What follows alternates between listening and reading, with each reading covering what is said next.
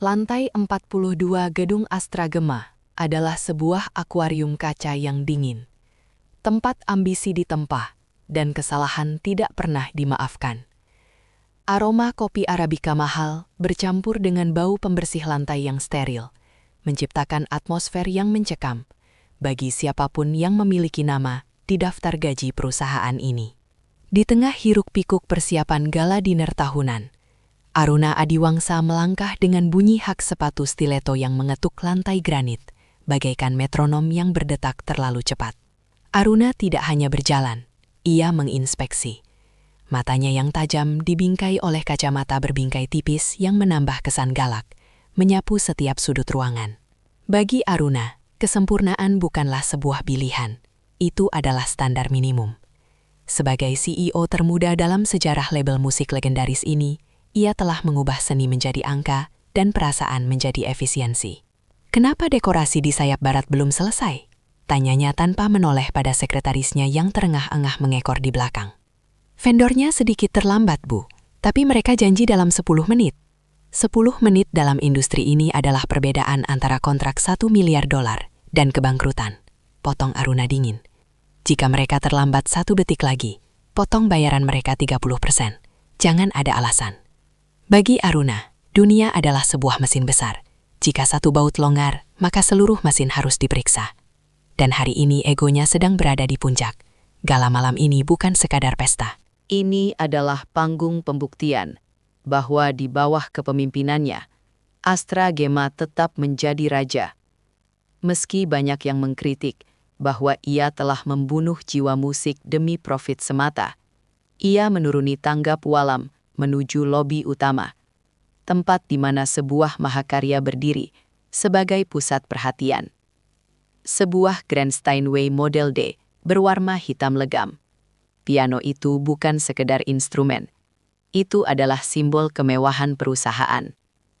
Namun, langkah Aruna mendadak terhenti di sana. Di depan instrumen seharga 3 miliar rupiah itu, berdiri seorang pria berseragam biru kusam, dengan tulisan Office Boy di punggungnya. Bimo. Bimo tidak sedang mengepel. Ia tidak sedang mengosongkan tempat sampah. Pria berusia 28 tahun itu tampak mematung, membungkuk di atas tuts piano dengan posisi yang sangat aneh. Tangannya memegang kain mikrofiber putih, namun alih-alih mengelap dengan gerakan cepat yang efisien, ia justru menggerakkan jarinya dengan sangat lambat, seolah-olah sedang membelai sesuatu yang sangat rapuh. Aruna menyipitkan mata. Ia melihat jam tangan Cartier di pergelangan tangannya. Sudah 3 menit ia berdiri di sana, dan Bimo hanya baru membersihkan 3 tuts piano. Pria itu tampak melamun. Matanya menatap dalam ke arah tuts hitam putih itu, dengan tatapan yang sulit diartikan. "Apa yang sedang kamu lakukan?" Suara Aruna menggelegar memantul di dinding lobi yang luas. Bimo tersentak namun tidak melompat kaget seperti staf lainnya. Ia perlahan menegakkan punggungnya, menoleh ke arah Aruna dengan wajah yang tenang. Terlalu tenang untuk seseorang yang baru saja tertangkap basah tidak bekerja. "Saya sedang membersihkan debu di sela-sela mekanisme tuts, Bu," jawab Bimo pelan. Suaranya rendah dan stabil. Membersihkan debu, Aruna berjalan mendekat. Setiap langkahnya memancarkan otoritas yang mengintimidasi.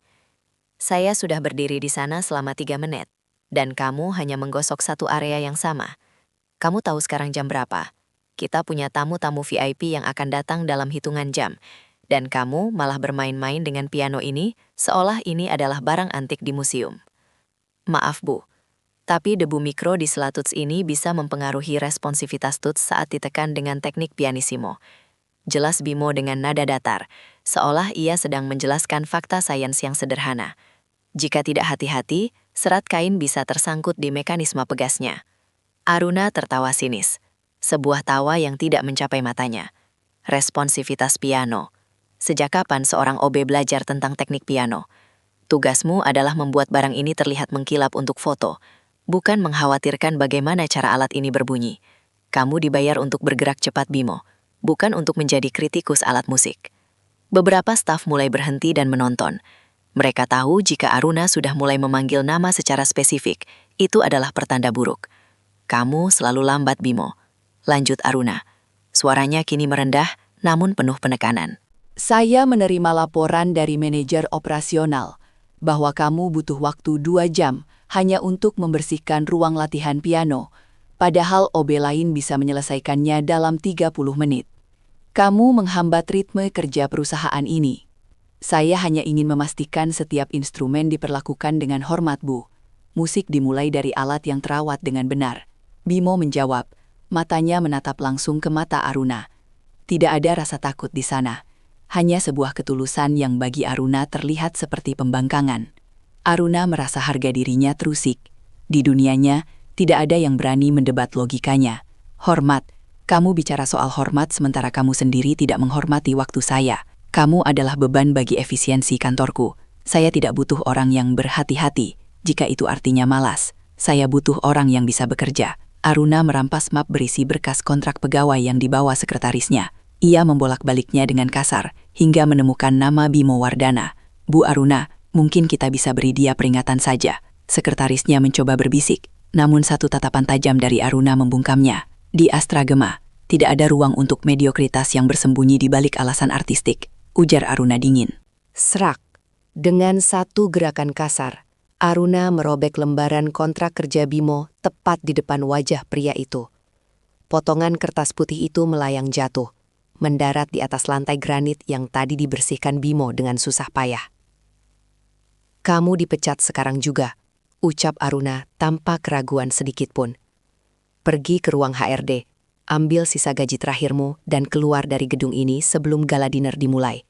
Saya tidak ingin melihat wajah pemalas di acara penting saya. Keheningan yang mencekam menyelimuti lobi. Para staf menahan napas, namun reaksi Bimo kembali mengejutkan semua orang. Ia tidak memohon, tidak marah, dan tidak meneteskan air mata. Ia hanya terdiam menatap potongan kertas di lantai itu sejenak, lalu perlahan mengalihkan pandangannya kembali ke Grand Steinway di depannya. Tangannya yang masih memegang kain mikrofiber bergetar sangat tipis.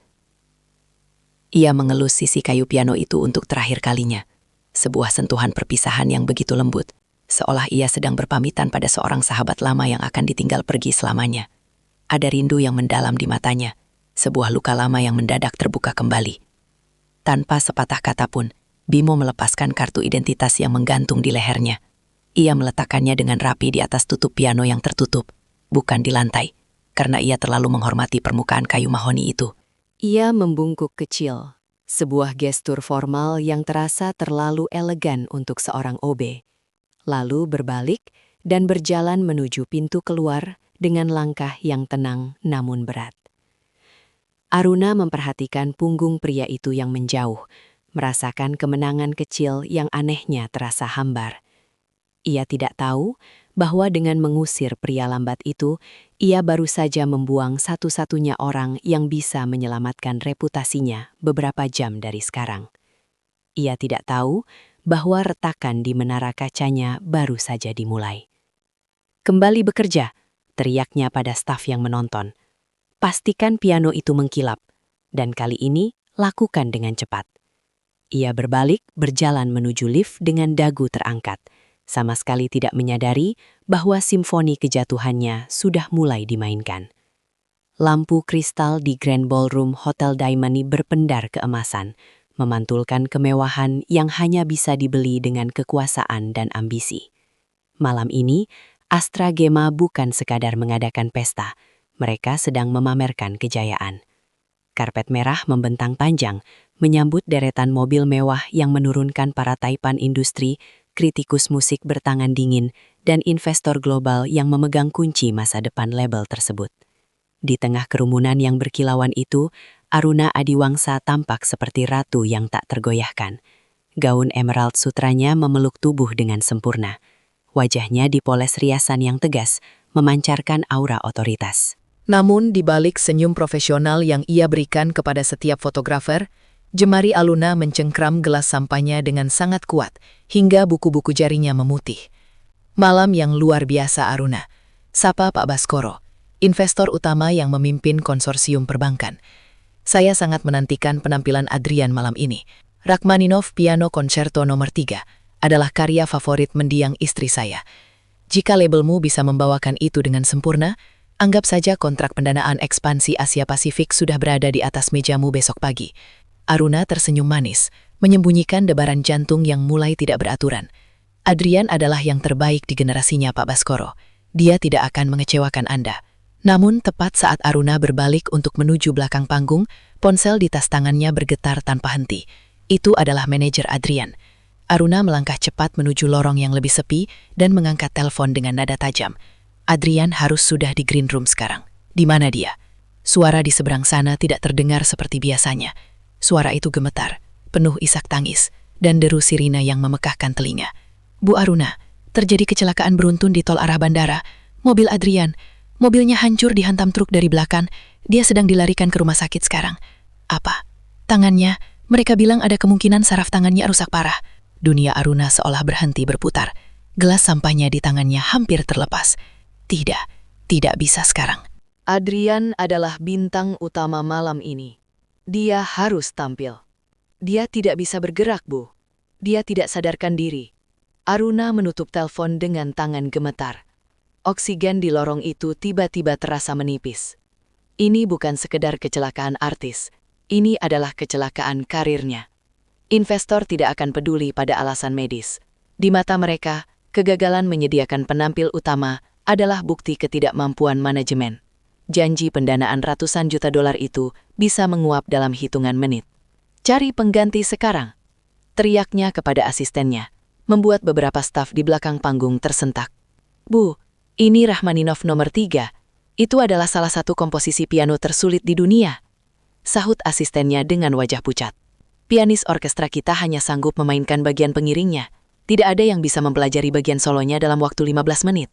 Saya tidak mau tahu. Telepon konservatorium. Hubungi agen manapun. Cari pianis yang sedang berada di Jakarta sekarang. Aruna mulai kehilangan kendali. Matanya liar, mencari-cari jalan keluar di ruang yang terasa semakin menyempit. 5 menit berlalu. Tidak ada jawaban positif. Semua pianis kelas dunia yang mereka hubungi sedang berada di luar kota, atau merasa mustahil membawakan karya serumit itu tanpa latihan berbulan-bulan. Kepanikan di belakang panggung mulai merembas ke depan. Para tamu mulai berbisik-bisik melihat kursi piano di atas panggung masih kosong. Sementara konduktor orkestra terus mengecek jam tangannya dengan gelisah. 10 menit lagi, Bu. Lapor manajer panggung dengan suara yang nyaris berbisik. Pembawa acara sudah bersiap naik. Kita tidak punya siapa-siapa. Aruna bersandar di dinding koridor yang dingin. Ego dan kesempurnaan yang ia bangun selama bertahun-tahun seolah runtuh menimpanya. Ia teringat ucapannya tadi pagi tentang efisiensi dan bagaimana ia tidak mentoleransi kesalahan sekecil apapun. Kini, sebuah kesalahan besar yang berada di luar kendalinya siap untuk menghancurkannya. Ia berjalan menuju celah tirai panggung, mengintip ke arah penonton. Pak Baskoro duduk di barisan depan, matanya penuh harap. Di sudut lain, para jurnalis sudah menyiapkan kamera mereka. Siap mencatat sejarah kesuksesan atau kegagalan memalukan dari sang CEO perfeksionis. Bu Aruna, haruskah saya naik dan mengumumkan pembatalan? Tanya asistennya pelan. Jangan, desisnya. Sekali kita mengumumkan pembatalan, saham kita akan anjlok besok pagi. Citra Astra Gema akan hancur. Namun kenyataan pahit tidak bisa dihindari. Pembawa acara sudah melangkah ke tengah panggung yang disinari lampu sorot putih. Suaranya menggema di seluruh ballroom melalui pengeras suara. Hadirin sekalian, saat yang kita nantikan telah tiba. Malam ini, keindahan musik akan menyentuh jiwa kita. Mari kita sambut dengan tepuk tangan yang meriah. Sang maestro kebanggaan kita, Adrian Pratama. Tepuk tangan bergemuruh. Lampu di area penonton mulai meredup, menyisakan cahaya tunggal yang jatuh tepat di atas kursi kosong di depan Grand Steinway hitam. Piano yang tadi pagi dibersihkan oleh pria yang ia pecah dengan hina.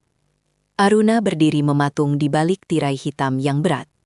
Napasnya tersengal, dadanya terasa sesak seolah ada beban bertonton yang menghimpitnya. Ia bisa mendengar bisikan-bisikan bingung dari arah penonton, karena tidak ada seorang pun yang muncul dari balik sayap panggung. Detik demi detik berlalu seperti dentuman lonceng kematian. 1 detik, 5 detik, 10 detik. Aruna memejamkan mata. Bulir keringat dingin menetes di pelipisnya. Inilah saatnya. Panggung itu kosong. Reputasinya berada di ujung tanduk, dan di hadapan ribuan pasang mata, ia menyadari bahwa malam ini bukan hanya panggungnya yang runtuh, tapi seluruh dunia yang ia bangun dengan keangkuhan kini sedang hancur berkeping-keping. Tepat saat ia hendak melangkah keluar untuk menyerah dan menghadapi kehancurannya, ia merasakan sebuah kehadiran di sampingnya. Seseorang berdiri di bayang-bayang gelap tirai panggung, hanya beberapa inci darinya. Seseorang yang mengenakan jaket usang, membawa tas kain lusuh di bahunya, namun memiliki sorot mata yang lebih tenang daripada samudra manapun. Anda butuh bantuan. Suara itu rendah, namun terdengar sangat jelas di tengah kebisingan batin Aruna. Aruna menoleh dan jantungnya seolah berhenti berdetak saat mengenali wajah itu di balik kegelapan. Itu adalah dia, OB yang tadi pagi ia usir secara kasar. Dunia Aruna seakan berputar dalam gerakan lambat. Di hadapannya, Bimo berdiri dengan tenang di tengah kekacauan yang melanda belakang panggung. Pria itu masih mengenakan celana kain biru gelap dan sepatu kerja yang sedikit kusam. Namun, jaket lusuhnya disampirkan di lengan, memperlihatkan kemeja kerja tanpa tanda pengenal yang tadi pagi ia lepaskan. "Apa yang kamu lakukan di sini?" desis Aruna. Suaranya parau karena panik dan sisa-sisa harga diri yang masih keras kepala. "Saya sudah memecatmu. Keluar dari sini sebelum keamanan menyeretmu." Bimo tidak membalas dengan amarah. Ia menatap Aruna dengan tatapan yang sangat jernih. Sebuah kontras tajam dengan mata Aruna yang merah dan berkaca-kaca. "Saya hanya kembali untuk mengambil medali di loker saya yang tertinggal. Tapi saya melihat kepanikan di wajah Anda, dan saya mendengar apa yang terjadi pada Adrian." Bimo melirik ke arah panggung yang masih kosong, di mana penonton mulai menunjukkan kegelisahan. Gumaman bingung mulai terdengar seperti dengungan lebah yang mengancam. "Anda punya dua pilihan, Bu Aruna. Naik ke sana dan umumkan kehancuran karir Anda, atau biarkan saya duduk di kursi itu." Aruna tertawa getir, hampir histeris. Kamu hanya seorang OB, Bimo. Ini Rachmaninov nomor 3. Ini bukan lagu pop murahan yang bisa kamu pelajari dari YouTube." Ini adalah monster bagi semua pianis. Saya tahu persis seberapa besar monster itu, jawab Bimo pelan. Namun ada otoritas baru dalam suaranya yang membuat Aruna membeku. Pertanyaannya, apakah Anda punya solusi lain? Aruna terdiam. Logikanya yang dingin beradu dengan keputusasaan yang mencekik. Ia melihat ke arah penonton lagi. Pak Baskoro sudah mulai condong ke depan, wajahnya menunjukkan kekecewaan yang mendalam. Tidak ada waktu lagi. Tanpa menjawab, Bimo melangkah melewati Aruna. "Bimo, tunggu," panggil Aruna. Namun pria itu tidak berhenti. Dengan langkah yang mantap dan punggung yang tegak, posisi tubuh yang sama sekali tidak mirip dengan seorang pesuruh, Bimo berjalan keluar dari balik tirai. Begitu bayangannya muncul di bawah lampu sorot ballroom, keheningan yang aneh jatuh ke seluruh ruangan. Tepuk tangan yang tadinya meriah mendadak terhenti, digantikan oleh bisik-bisik tajam yang menyebar seperti api. Di atas panggung megah itu, di depan Grand Steinway yang mengkilap, berdiri seorang pria dengan seragam pelayan tanpa dasi, tanpa tuxedo, dan dengan rambut yang sedikit berantakan. Siapa itu? Apa itu bagian dari pertunjukan? Dia terlihat seperti staf kebersihan. Aruna berdiri di balik tirai, tangannya menutup mulut. Ia merasa jantungnya berhenti berdetak. Ia ingin berteriak menyuruh Bimo turun. Ingin menghentikan kegilaan ini sebelum media mengambil foto yang akan menjadi tajuk utama. CEO Astra Gema mengganti virtuoso dengan petugas kebersihan. Namun kakinya terasa seberat timah.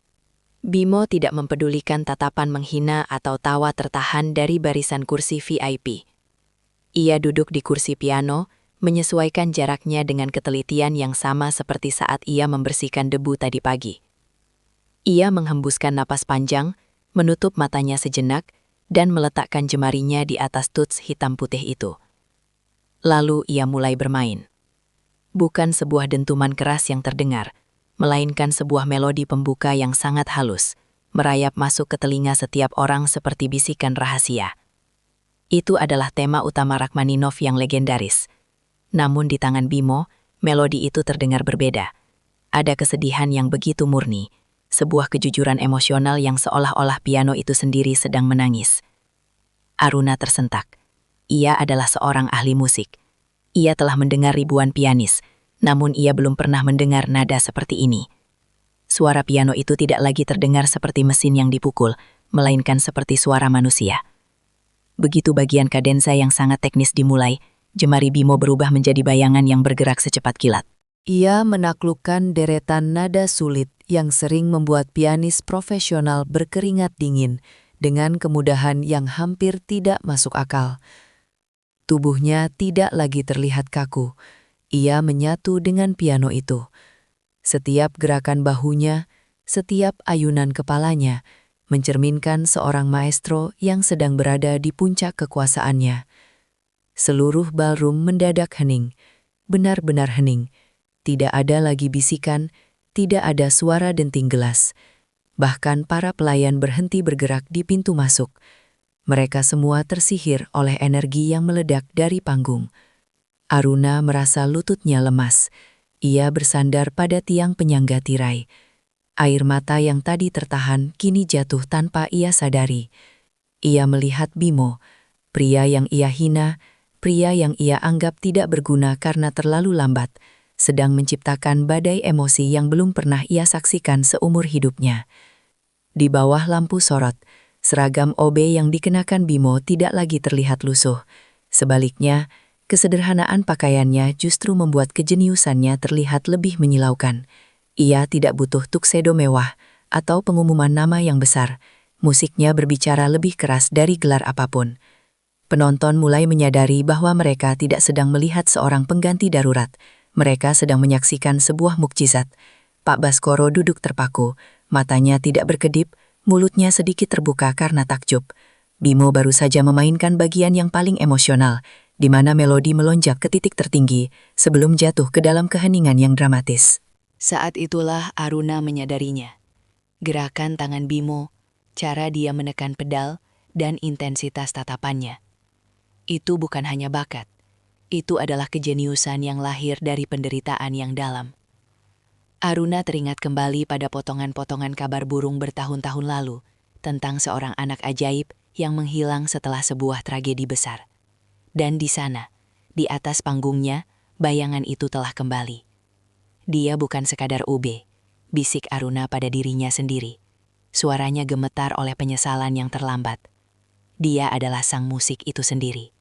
Bimo terus bermain, membiarkan jiwanya mengalir melalui setiap tuts yang tadi pagi ia bersihkan dengan penuh cinta. Sama sekali tidak menyadari bahwa di balik tirai, wanita yang memecatnya kini sedang melihat dunia yang ia banggakan hancur, hanya untuk digantikan oleh sesuatu yang jauh lebih indah dan sejati. Di bawah pendar lampu tunggal yang menyambar panggung, Bimo tidak lagi terlihat seperti seorang pria yang terusir. Ia tampak seperti seorang rahib yang sedang tenggelam dalam doa yang paling khusyuk. Matanya terpejam rapat, seolah-olah dunia di sekitarnya. Gedung mewah, investor angkuh, dan Aruna yang terpaku di balik tirai telah lenyap, menyisakan dirinya dan jiwa yang tertidur di dalam kotak kayu mahoni itu. Jemari Bimo menari di atas bagian paling sulit dari Rachmaninov nomor 3. Sebuah rentetan akord yang membutuhkan kekuatan fisik luar biasa, sekaligus kelembutan yang mustahil. Namun ia tidak memukul tuts itu. Ia membelainya dengan intensitas yang membuat setiap senar piano bergetar hingga ke ulu hati penonton.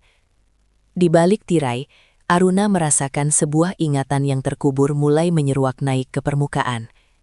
Nama itu, nama yang selama ini dianggap sebagai mitos tragis dalam industri musik klasik, Bhimasena R.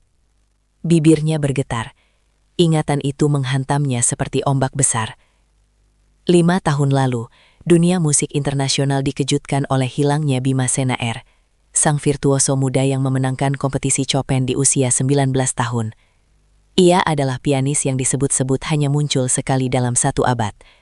Namun, di puncak ketenarannya, sebuah kecelakaan mobil tragis merenggut nyawa tunangannya, yang juga merupakan seorang pemain biola berbakat.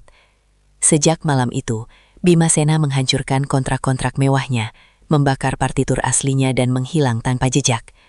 Dunia mengira ia telah mengakhiri hidupnya, atau setidaknya jiwanya telah mati. Aruna menatap sosok di panggung itu dengan tatapan baru. Bimo adalah Bimasena. Pria yang selama ini ia marahi karena lambat membersihkan instrumen ternyata adalah sang maestro yang sedang merawat luka-lukanya. Ia bukan sedang membuang waktu saat membersihkan piano itu tadi pagi. Ia sedang memberikan penghormatan terakhir pada satu-satunya benda yang memahami rasa sakitnya. Musik yang mengalir dari panggung kini tidak lagi terdengar seperti unjuk teknik. Itu adalah sebuah narasi. Setiap nada minor yang ditekan Bimo bercerita tentang malam kecelakaan itu, tentang dinginnya aspal, dan tentang sunyi yang ditinggalkan oleh kehilangan. Aruna yang selama ini membangun Astra Gema dengan logika pasar dan keuntungan, mendadak Merasa sangat kerdil.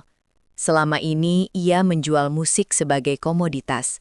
Namun malam ini, Bimo mengingatkannya bahwa musik adalah sebuah penebusan. Di barisan depan, Pak Baskoro dan para kolega investornya tidak lagi berbisik soal angka atau proyeksi pasar. Mereka semua terdiam dalam trans yang dalam. Beberapa wanita sosialita yang biasanya sibuk dengan ponsel mereka, kini terpaku. Air mata mulai merusak riasan mahal mereka. Musik itu telah meruntuhkan tembok-tembok kepalsuan di dalam ruangan tersebut. Bimo mencapai bagian finale, sebuah ledakan nada-nada fortissimo yang mengguncang langit-langit ballroom. Tubuhnya bergerak maju mundur mengikuti ritme yang liar. Keringat menetes dari dahinya, jatuh ke atas tuts-tuts yang tadi pagi ia gosok dengan mikrofiber. Di detik-detik terakhir, ia menghentakkan akord penutup yang begitu kuat, hingga gema suaranya memantul di setiap sudut ruangan selama beberapa detik setelah tangannya terangkat dari piano. Hening. Kesunyian itu terasa mencekam. 5 detik yang terasa seperti 1 jam. Bimo duduk dengan bahu yang turun, napasnya memburu, kepalanya menunduk di depan instrumen itu, seolah ia baru saja memberikan seluruh sisa hidupnya ke dalam lagu tersebut. Lalu, seperti ledakan bendungan yang jebol, seluruh ruangan bangkit. Standing ovation. Suara tepuk tangan yang begitu riuh hingga seolah-olah bisa meruntuhkan gedung itu pecah seketika. Tidak ada yang peduli lagi bahwa pria itu mengenakan seragam OB. Tidak ada yang peduli bahwa ia tidak ada dalam brosur acara. Mereka berteriak, bersorak, dan banyak yang berdiri sambil menyeka air mata. Pak Baskoro adalah yang pertama berdiri di depan panggung. Wajahnya merah karena emosi. Ia mengabaikan protokol dan mendekat ke arah panggung, berteriak di tengah kebisingan. Luar biasa! Siapa pria ini, Aruna? Ini adalah penemuan terbesar abad ini. Ini bukan sekadar musik, ini adalah keajaiban. Aruna melangkah keluar dari balik tirai dengan kaki yang masih terasa lemas. Ia berdiri di pinggir panggung, menatap Bimo yang perlahan berdiri, dan membungkuk dengan sangat sederhana ke arah penonton. Tatapan mereka bertemu sejenak. Dalam mata Bimo, Aruna tidak melihat kemenangan. Ia melihat kelegaan. Seolah-olah dengan memainkan lagu itu, Bimo baru saja melepaskan beban yang ia pikul selama 5 tahun terakhir. Bimo, panggil Aruna pelan. Namun suaranya tenggelam dalam gemuruh pujian. Aruna menyadari bahwa malam ini ia tidak hanya memenangkan kontrak investasi. Ia telah memenangkan sesuatu yang jauh lebih berharga. Sebuah pelajaran tentang kerendahan hati. Ia telah memecak berlian karena menganggapnya kerikil yang memperlambat jalan. Sementara para jurnalis mulai berebut merangsek ke depan untuk mendapatkan foto jarak dekat dari sang maestro misterius, Bimo memberikan satu senyum tipis, hampir tak terlihat ke arah Aruna. Itu bukan senyum ejekan, melainkan senyum seseorang yang sudah selesai dengan urusannya. Pria itu kemudian berjalan tenang ke belakang panggung, meninggalkan kemegahan yang baru saja ia ciptakan, kembali menuju bayang-bayang yang selama ini melindunginya. Aruna tahu dunianya tidak akan pernah sama lagi setelah malam ini. Ia baru saja melihat jiwa dari perusahaannya kembali berdenyut. Bukan karena strategi bisnisnya, melainkan karena kelembutan tangan seorang pria yang tadi pagi ia anggap sampah. Gema tepuk tangan masih menderu di dalam ballroom, sebuah kebisingan yang biasanya sangat dicintainya, karena itu berarti keberhasilan. Namun malam ini, suara itu terasa jauh. Fokusnya hanya tertuju pada satu punggung yang bergerak menjauh di lorong belakang panggung yang redup. Bimo tidak menunggu pujian, tidak mencari jabatan, dan tidak peduli pada cek kosong yang pasti akan ditawarkan para investor kepadanya. Aruna mengangkat gaun panjangnya, mengabaikan tatapan bingung para staf dan investor yang mencoba mencegatnya. Ia berlari kecil, mengabaikan rasa sakit dari sepatu hak tingginya, melewati pintu keluar darurat hingga sampai di area parkir belakang yang dingin dan sepi. "Bimo, tunggu." Langkah pria itu terhenti tepat di bawah lampu jalan yang teramam.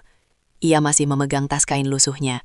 Saat ia berbalik, tidak ada keangkuhan seorang bintang besar di wajahnya. Ia kembali menjadi Bimo, pria yang tenang, rendah hati, dan hampir tak terlihat. "Acara Anda sukses, Bu Aruna," ucap Bimo datar, hampir seperti sebuah laporan pekerjaan rutin. "Tamu-tamu Anda sangat puas." Saya rasa posisi Anda di perusahaan sudah aman sekarang.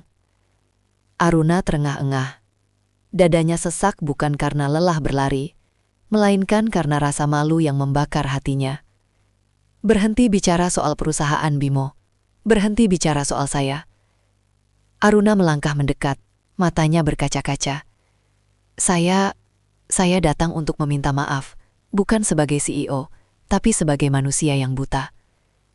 Bimo terdiam, menatapnya dengan lembut. "Tadi pagi saya memecatmu karena saya menganggapmu lambat," lanjut Aruna dengan suara bergetar. "Sekarang saya sadar, kamu bukan lambat. Kamu sedang memberikan rasa hormat yang tidak pernah saya miliki terhadap musik. Kamu memperlakukan piano itu seperti sesuatu yang bernyawa, sementara saya hanya melihatnya sebagai aset perusahaan. Saya merobek kontrakmu karena kebodohan saya sendiri." Aruna mengambil nafas dalam, mencoba menenangkan diri. "Bimasena, dunia merindukanmu. Astra Gema merindukanmu. Saya ingin menebus kesalahan saya. Saya ingin menawarkan kontrak rekaman paling eksklusif dalam sejarah label ini. Kamu bisa mendapatkan panggung apapun di dunia ini. Kamu tidak perlu lagi membersihkan debu di bawah meja siapapun." Bimo tersenyum tipis, sebuah senyum yang mengandung kedamaian yang belum pernah Aruna temui di dunia korporat yang kompetitif. Ia menggeleng perlahan. Terima kasih, Bu Aruna.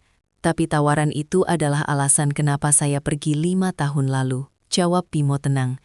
Di panggung besar, musik seringkali menjadi sandera. Ia harus sempurna demi kritikus, harus laku demi investor, dan harus megah demi ego. Saat saya menjadi OB di kantor Anda, saya justru merasa paling dekat dengan musik. Saya bisa menyentuh instrumen tanpa tekanan. Saya bisa mendengar kejujuran dalam kesunyian kantor di malam hari. Tapi bakatmu itu adalah anugerah untuk dunia. Celakanya, bakat saya adalah untuk menyembuhkan jiwa saya sendiri, Bu. Dan jika itu bisa membantu orang lain, saya tidak butuh panggung megah untuk melakukannya. Bimo menatap langit malam. Saya tetaplah pria lambat yang Anda pecat. Karena bagi saya, hidup bukan tentang seberapa cepat kita mencapai garis finish, tapi seberapa dalam kita menghargai setiap langkahnya. Bimo mengangguk hormat untuk terakhir kalinya, lalu berjalan pergi menembus kegelapan malam, meninggalkan Aruna yang terpaku dalam kesunyian yang mencerahkan. 6 bulan kemudian, Astra Gema telah berubah. Tidak ada lagi suasana mencekam di lantai 42. Aruna Adiwangsa tetap menjadi CEO yang tangguh, namun kini ia dikenal sebagai pemimpin yang paling menghargai proses daripada sekadar angka. Ia menghapus sistem pemecatan sepihak atas dasar efisiensi dan mulai mendengarkan cerita di balik setiap karyawannya. Ia menyadari bahwa di balik seragam paling sederhana sekalipun, mungkin ada jiwa besar yang sedang bersembunyi. Sore itu, Aruna meninggalkan kantornya lebih awal. Ia mengendarai mobilnya sendiri menuju sebuah panti asuhan kecil di pinggiran kota. Sebuah tempat yang jauh dari lampu sorot Jakarta yang mengilaukan. Di taman belakang panti, di bawah pohon kamboja yang sedang berbunga, sebuah piano tegak, upright tua yang catnya sudah sedikit mengelupas, berdiri dengan anggun. Di sana, Bimo duduk dengan kaos biasa dan celana jeans, dikelilingi oleh belasan anak-anak yang mendengarkan dengan mata berbinar. Tidak ada konser megah, tidak ada tiket mahal, dan tidak ada kilatan kamera media. Hanya ada suara musik yang mengalir murni, menyatu dengan tawa anak-anak dan desis angin sore. Aruna duduk di salah satu bangku taman yang jauh. Tidak ingin mengganggu momen suci itu, ia memejamkan mata, membiarkan setiap nada yang dimainkan Bimo membasuh penatnya. Ia teringat pesan moral yang ia dapatkan dari seorang pria yang pernah ia pecat, bahwa bakat sejati tidak butuh validasi dari dunia yang riuh. Bakat sejati, seperti halnya cinta, hanya butuh ketulusan untuk bisa bersinar. Di bawah langit senja yang kemerahan, Aruna akhirnya memahami harmoni yang sebenarnya. Musik bukan tentang siapa yang paling keras bertepuk tangan, melainkan tentang siapa yang paling dalam merasakan. Dan di sana, di antara denting piano tua dan tawa anak-anak, Aruna menemukan melodi terindah yang pernah ia dengar sepanjang hidupnya. Sebuah melodi yang lahir dari kerendahan hati seorang juara yang memilih untuk tetap lambat di dunia yang terlalu cepat.